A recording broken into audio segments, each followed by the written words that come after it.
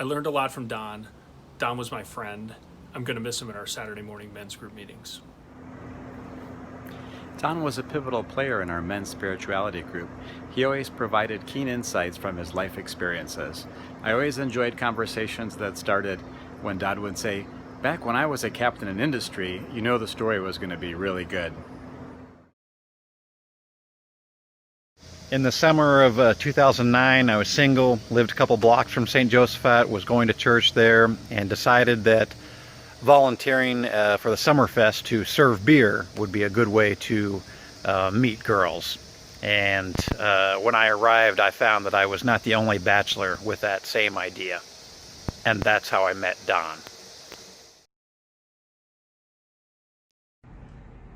My daughter and I were lucky enough to have brunch with Don in middle of February, and I will always remember that last time I saw him and the hilarious story he told about Doris Day growing up in his neighborhood in Ohio and how his grandmother was scandalized because Doris walked down the street wearing pants.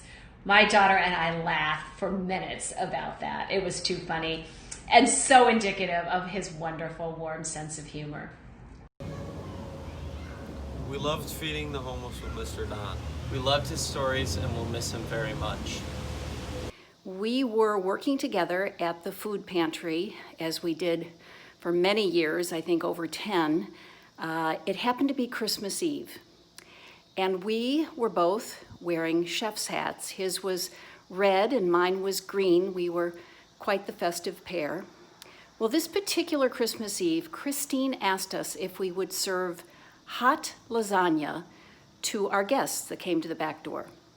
Normally we serve them a bagged lunch, already prepared, cold sandwich, chips. Well, it was a departure, as you can imagine, from that.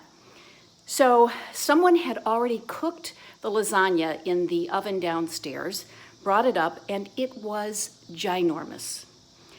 Wondering how we would serve this to our guests, we did rustle up some plastic containers.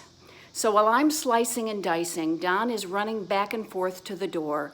We were both running at double speed. It was quite hilarious. We laughed ourselves silly.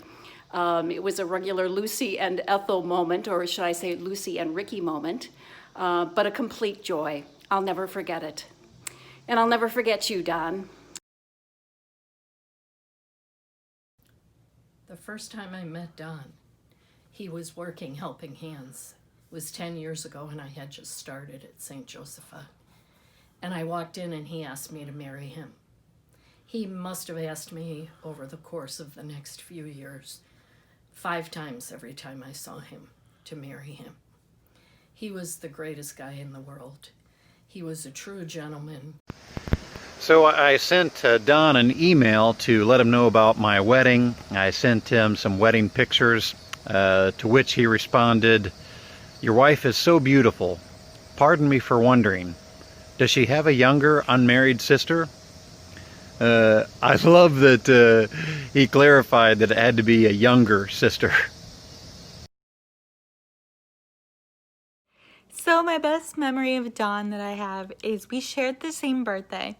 So every year we would get, he would give me a present or a card of some sort, and I always remember that and cherish that, and I always thought that was super sweet, super kind, and he never forgot it.